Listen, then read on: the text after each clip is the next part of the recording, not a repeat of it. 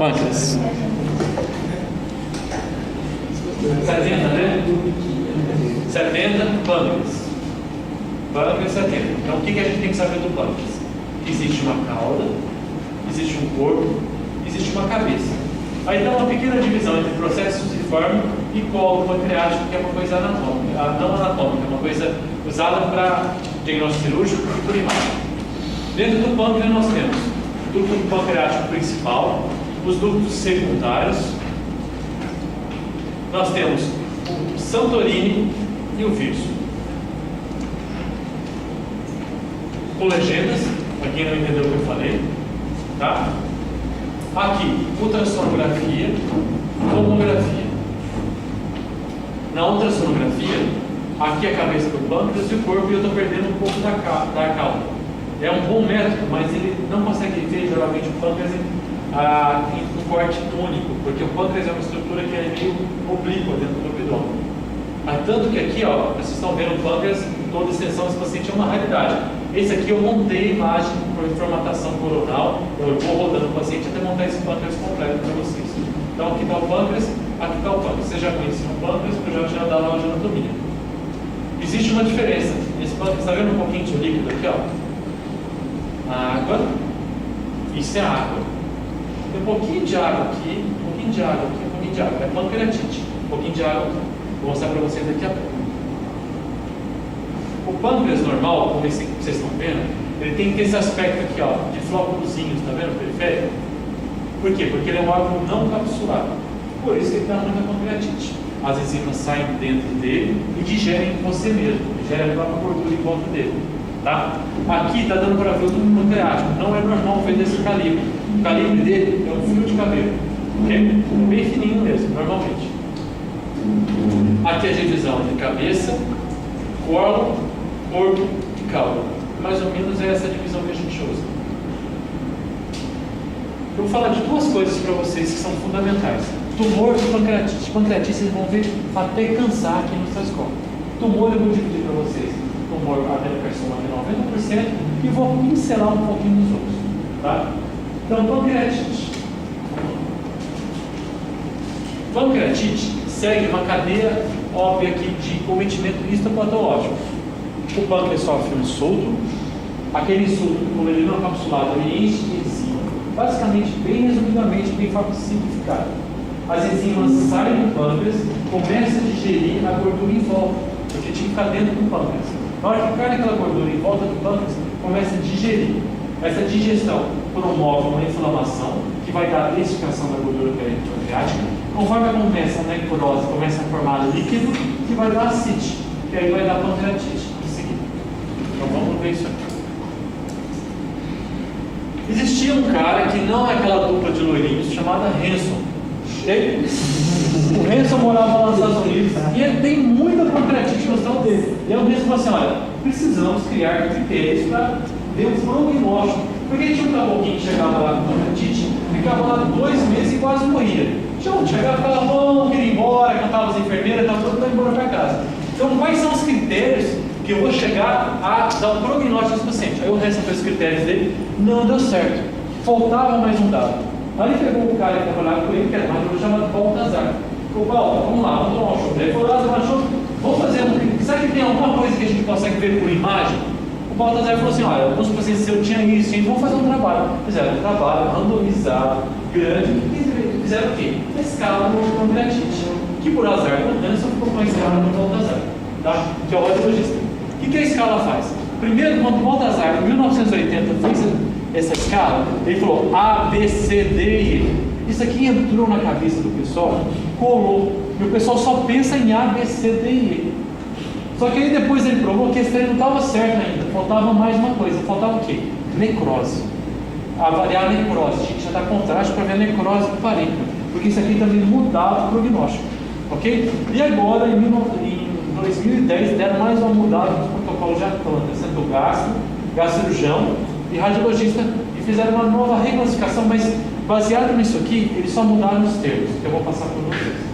Então, basicamente, eu ensino meus residentes a não decorar isso aqui, a entender isso aqui, porque é fisiopatogenia. Pâncreas normal, 0. O B, pâncreas está irritado, mas está beleza, não tem enzima fora dele. Aumenta o volume, um ponto. Heterogeneidade, começou a ter inflamação em volta dele, as enzimas começaram a digerir em volta. Uma coleção já começou a necrosar em volta do pâncreas.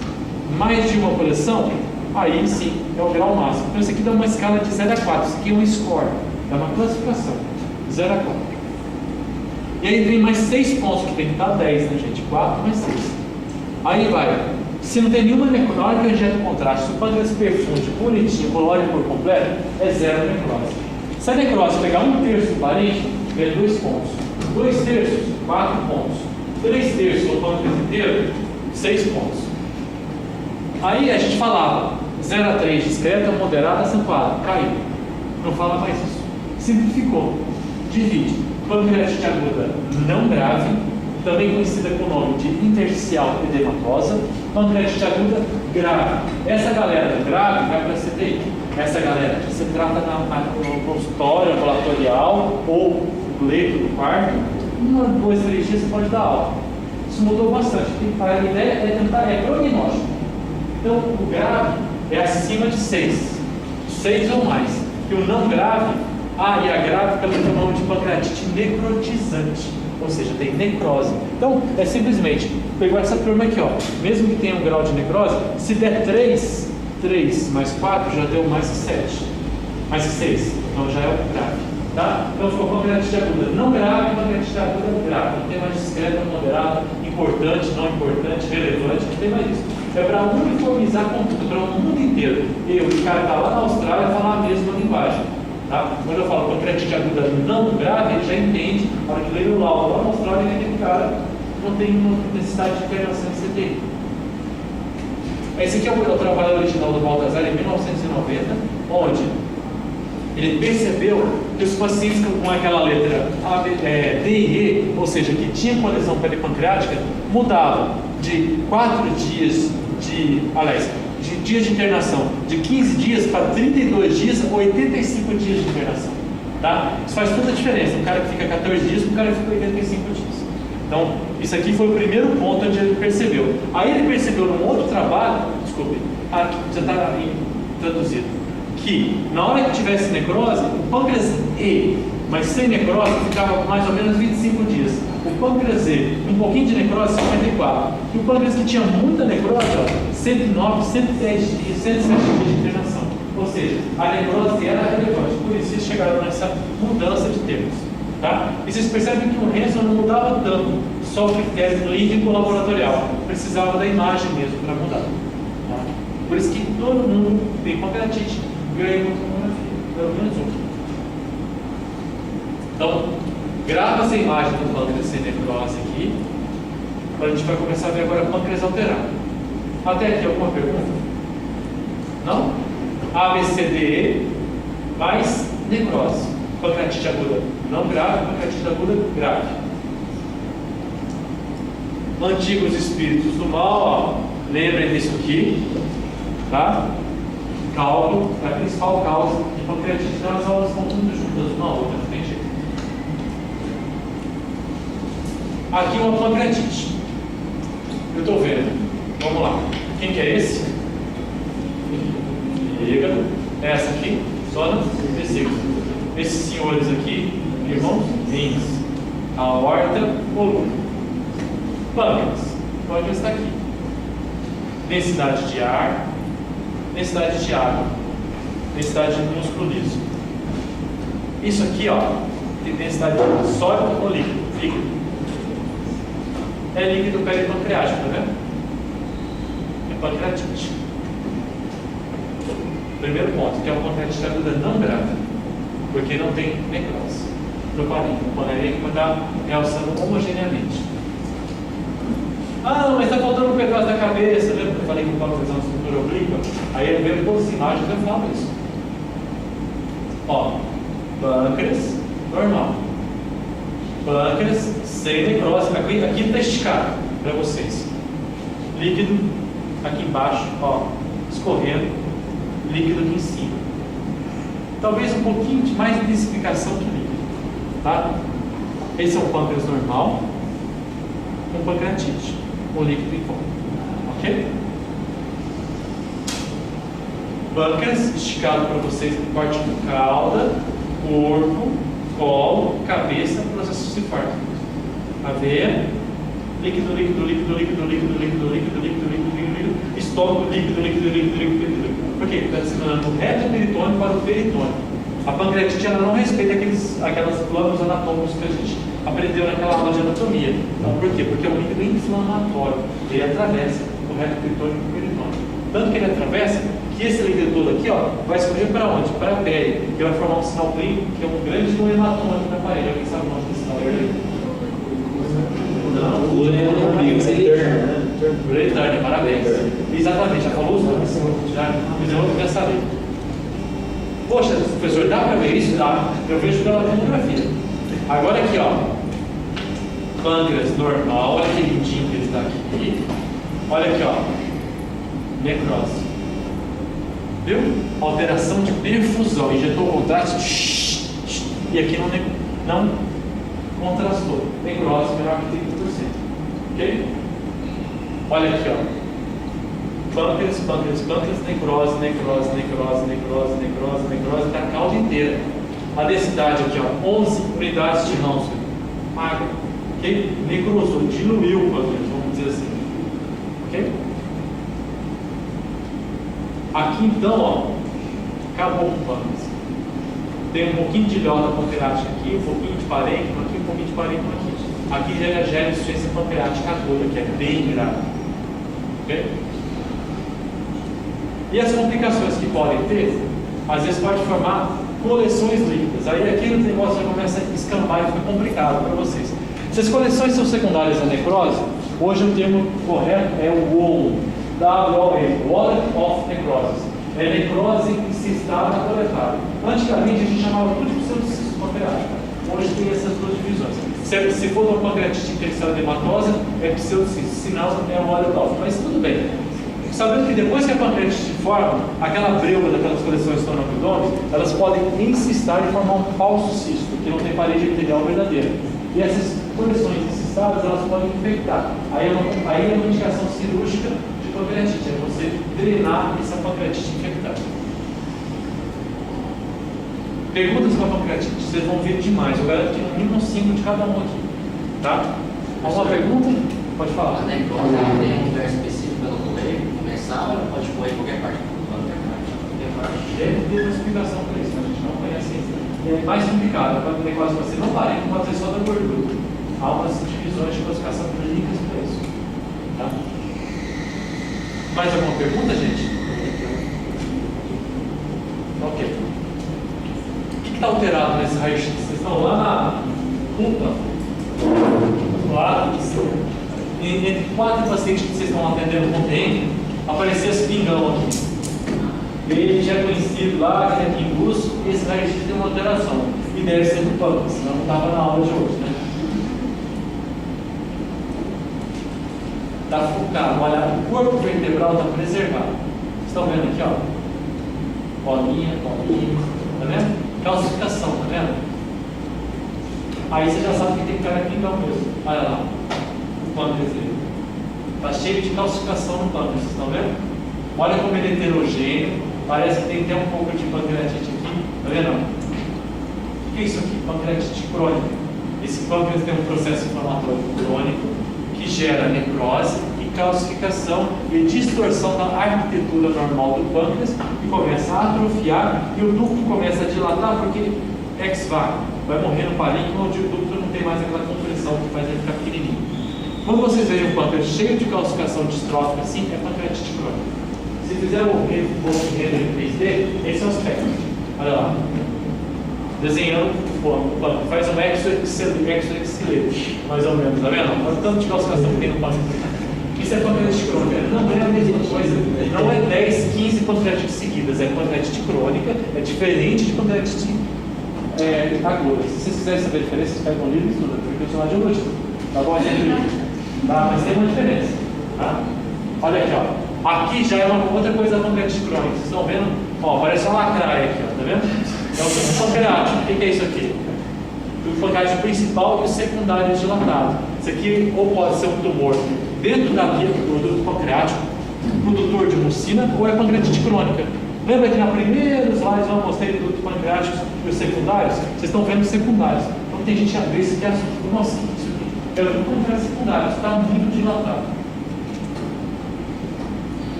Tumor. Então agora nós vamos falar de 3 tumores. Nós vamos falar 90% do tempo do adenocarcinoma. Depois eu vou mostrar os tumores matriarcais. Depois eu vou mostrar 2 slides de neurológico. Então vamos lá. Adenocarcinoma do pâncreas. Predomínio sexo masculino. A partir da sexta década, ou seja, o paciente lá do Y, paciente 95% dos tumores são adenocarcinomas. 60 a 65% deles estão na cabeça do pâncreas. Aqui sim tem uma tendência maior de localização. Ultrassom normal, tomo normal. Ultrassom com tumor, tomo com tumor. Então vamos lá. Ultrassom normal, cabeça e corpo do pâncreas. Ultrassom operado, tem uma bola preta aqui onde devia ser a cabeça do pâncreas. E aqui um pouquinho do corpo do tecido pancreático. Tomografia normal, pâncreas. Tomografia operada, tem um tumor, cadê o resto do pâncreas? Atrofiou. O tumor do pâncreas, quando ele é na cabeça, ele parece que come o corpo e a cauda. Por quê? Porque o tumor cresce, ele destrui o pancreático principal e aquilo que tem lá para trás vai atrofiando, porque não tem mais drenagem biliar, não tem mais irrigação biliar. E ao destruir a artéria, ao destruir tudo, o pâncreas sobe e desaparece. Professor, isso é uma característica que diferencia o aumento focal da cabeça do pâncreas, uma pancreatite, um tumor, que aí o tumor vai estar consumindo o pâncreas aos poucos. Pode falar. O que é aquilo marcado? Aqui? Ok. Aqui? É? Esse colorido? É o que está dentro dessa caixinha aqui, ó. Essa caixinha é o Doppler colorido. Isso aqui é a veia esplênica e aqui a aorta e a veia cava. Certo? Uma boa pergunta. Está mostrando a relação do tumor com os vasos, que é um critério importante de cirurgia. Aqui está melhor para vocês entenderem. Olha, esse aqui é um paciente, esse aqui é outro paciente. Esse paciente aqui, ó, pâncreas vinha normal, o que chegou na cauda, olha aqui o tamanho do tumor, medido para vocês. Olha aqui, tecido pancreático normal, tecido pancreático normal. No meio deles, um tumor de 4 centímetros de tamanho. Está vendo o tumor aqui, ó? Esses aqui são os piores, os da cauda, porque eles demoram mais nessa odontologia. Olha o que aconteceu. Ó o fígado. Olha o fígado. Metástase. Agora esse aqui, ó, é na cabeça do pâncreas. Você está vendo o tumor, a cauda sumiu, mas também já tem metástase. Então é um tumor ruim, tá? É um tumor que dá um baixo prognóstico. É o tumor do pâncreas, é o tumor do Steve Jobs, é o tumor daquele cara em evolução final, que sabia que ia morrer. Imagina, nem o Steve Jobs conseguiu sair desse tumor. É um tumor de prognóstico mais reservado. A tomografia é recomendada como método de avaliação de imagem inicial. Ela é útil no estadiamento e determinação da ressecabilidade do tumor. Ou seja, a tomografia é muito boa para tumor de pâncreas. A ressonância acrescenta o que a tomografia não acrescenta de ver a via biliar. Mas se você sabe que o tumor está na cabeça do pâncreas, a tomografia e a ressonância tem a mesma qualidade. E o que eu tenho que falar no meu laudo para vocês? Se você tem um paciente com um tumor de pâncreas, vocês querem saber aonde está a lesão, o tamanho dela, se ela está envolvendo o vaso, que vai te impedir de operar, e se ela já disseminou hematogênico, que vai te impedir de operar. Basicamente é isso. Aqui eu tenho um tumor de pâncreas, que está pegando, está fora da área normal, porque está em disseminação, ele é grande. O que está acontecendo comigo? Ele está pegando o estômago aqui, o duodeno. Esse aqui é o estômago, aqui é o duodeno, ele está comendo a parede deles. Aqui ele já não é possível ser operado, porque ele invadiu outros órgãos. Então, o que acontece? Aí ia virar drenada e deixa doer.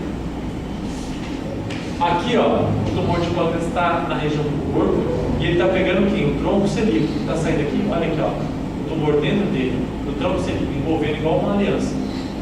E ressecado, porque não dá para ressecar o tronco celíaco. Recebem alguns hospitais de extrema referência, com cirurgiões que fazem transplante hepático, às vezes eles operam. Lá no Dr. House eles operam, mas aqui na vida real, no Brasilzão, nem todo mundo opera.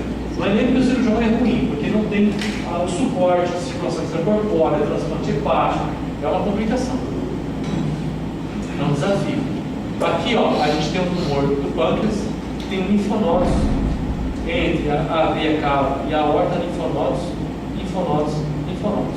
Aí já tem disseminação linfonodal, também irressecável. Não se faz quimioterapia antes de cirurgia. Se ele tiver uma boa resposta à quimioterapia, opera o tumor depois. E as metástases, como vocês viram aqui, é uma metástase grande, aquele outro paciente com várias metástases. E aqui, ó, o tumor na cabeça do pâncreas e a dilatação do pancreático, uma atrofia do corpo e da cauda do pâncreas. O dilatou, atrofiou o tumorzão aqui na cabeça do pâncreas. Aqui dando o quê? Pegando o estômago, o duodeno. Vocês perceberem que tem ar e tem água. Está vendo que está formando igual um copo de leite com pote? Está sedimentando. Por quê? Porque o tumor é tão grande que ele já está infiltrando o duodeno, está dando dispepsia nos pacientes. Aqui, ó, representação disso. A comida e a bebida que ele toma no estômago, ela não consegue esvaziar pelo duodeno, porque o tumor está pegando aqui, ó, nível líquido. Certo? Então são outras coisas que você consegue falar por imagem. 4 slides. Tumores císticos do pâncreas. Eles não são tão comuns. A gente chama com o nome de brincadeira de tumores matriarcais, porque são extremamente frequentes no sexo feminino. Tá? É o tumor da filha, da mãe e da avó. Por isso que tem essa brincadeira. É mais fácil de lembrar. 90% deles são pseudocistos. Tá? Aqui a classificação deles. Eles podem ser sem epitério, sendo pseudocisto, ou epitério verdadeiro. Aí nós vamos ter principalmente o tumor mucinoso, que é o da mãe, o seroso, que é o da vovó, tá? E o sólido cístico, que está aqui embaixo, que é o da filha. Tá? Essa é a classificação clínica e patológica dos tumores císticos. Então nós temos o tumor da filha, que é o epitelial sólido papilar. Também tem um epônimo que está caindo em desuso, tá? Que é tumor de France, que eu falava esse nome antes, que é o da filha. Tá? Faixa etária 25 anos. O tumor seroso, que é acima de 60 anos, que tende a ter um prognóstico mais benigno. E o macro, ou também conhecido como microcístico. E o macrocístico, que é o da mãe, que tem um potencial maligno muito maior, 6 para 1, na faixa etária de 40 a 60 anos. Então o pior é o da mãe, infelizmente. Aqui, o da filha também tem um prognóstico reservado, mas com uma boa conduta cirúrgica radioterapêutica, e aqui muitas vezes não se opera. Tá? Está se operando mais porque o paciente a gente está sobrevivendo mais. Mas geralmente aqui o também tem um prognóstico mais benigno, 3 para 2. Tá? Então esse aqui, ressonância magnética, corte axial, ressonância magnética, corte coronal. Janssen, aqui axial. Tá? Vocês estão vendo? Rim, fígado, baço, cauda do pâncreas, adrenal esquerdo. Ó, tem uma flor aqui crescendo. Tá vendo? Ela tem intensidade sinal de água, igual o líquor. Isso aqui é cístico. Quando eu olho no jornal, está o pâncreas aqui, uma lesão cística, igual o sinal da vesícula biliar. Tá?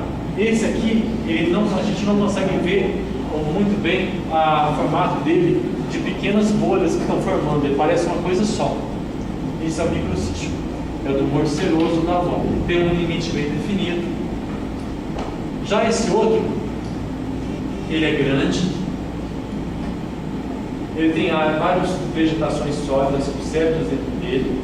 Tá? Ele faz todo esse efeito de massa sobre o duodeno, que desloca, está aqui, ó, deslocando o duodeno. Ele é heterogêneo, tem os limites mal definidos. Esse é o macrocístico, ou o tumor mucinoso, ou o tumor da mãe. Já esse tem uma porção sólida bem evidente aqui, ó.